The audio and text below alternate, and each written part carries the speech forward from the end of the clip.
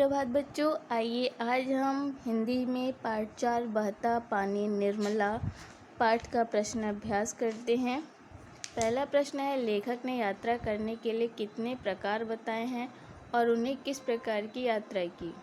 उत्तर लिखिए बच्चों। लेखक ने यात्रा करने के 2 तरीके बताए हैं। एक तरीका तो यह है कि पहले से ही यात्रा संबंधी पूरी जानकारी बना लें, और दूसरी यह कि आप योजना तो कहीं और जाने की बनाएं और निकल कहीं और जाएं। लेखक ने किन स्थानों की यात्रा की है। उत्तर लिखिए बच्चों। लेखक ने सोनारी और शिव सागर की यात्रा की है।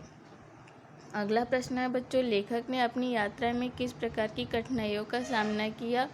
उत्तर लिखिए बच्चों। लेखक जब यात्रा करने के लिए निकले तो उन्हें बरसात का मौसम होने के कारण कई कठिनाइयों का सामना करना पड़ा। जैसे मौसम खराब था, रास्ता खराब था, पूरी सड़क बाढ़ के पानी से डूबी थी, आगे बढ़ने का रास्ता न था, ना ही पीछे लौटने का।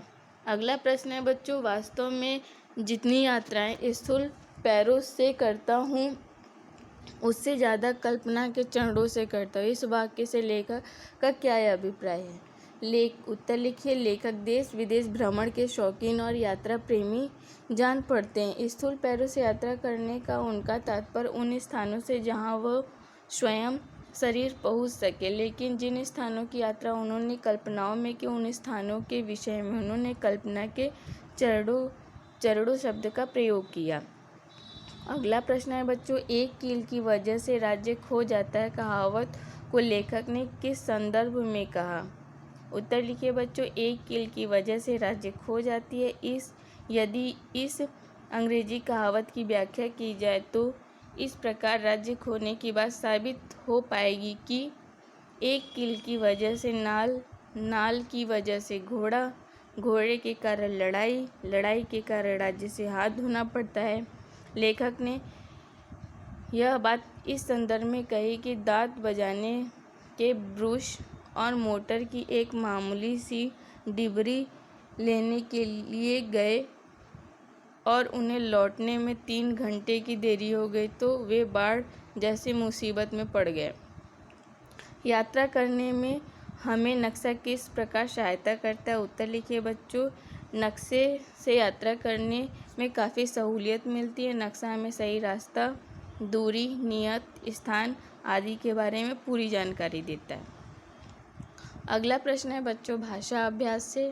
पहला प्रश्न है, इसमें पाठ में आए अंग्रेजी के शब्दों को छांटिए और उनके हिंदी में अर्थ ढूंढकर लिखिए। पहला है टिकट, उसका हिंदी अर्थ होगा अधिकार पत्र। दूसरा है होटल, जिसका हिंदी में अर्थ होगा भोजनालय या विश्रामालय। तीसरा है सीजन, जिसे हिंदी में मौसम कहते हैं। चौथा है ब्रुश, जिसको हिंदी में दातून कहते हैं। रिजर्व, जिसको हिंदी में आरक्षित कहते हैं। मोटर यानी यंत्र। सीट यानी बैठने का स्थान। बर्थ मतलब सोने का स्थान। अगला प्रश्न है, एक कील की वजह से राज्य खो जाता है। यह एक कहावत है। ऐसी ही कहावतों को खोजिए और उनका अर्थ लिखिए।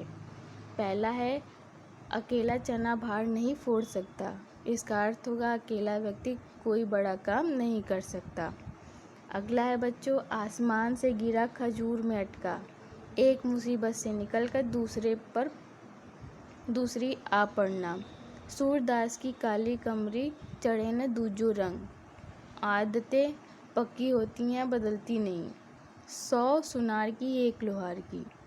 काम को फैलाने की अपेक्षा एकदम कर डालना अच्छा होता है। अगला प्रश्न है बच्चों, उचित संबोधन शब्दों का प्रयोग करते हुए निम्नलिखित वाक्यों को पूरा कीजिए। उसी के अनुसार छुट्टी लीजिए और टिकट करवाइए। लड़ाई के कारण राज्य से हाथ धोना पड़ता है। ये बच्चों आपको अपने ही संबोधन वाक्यों को समझना और पूरा करना है। इस प्रकार बच्चों आज का पाठ 4 भी ख़त्म होता है। आगे हम आपको दूसरा प्रश्न अभ्यास करवाएंगे।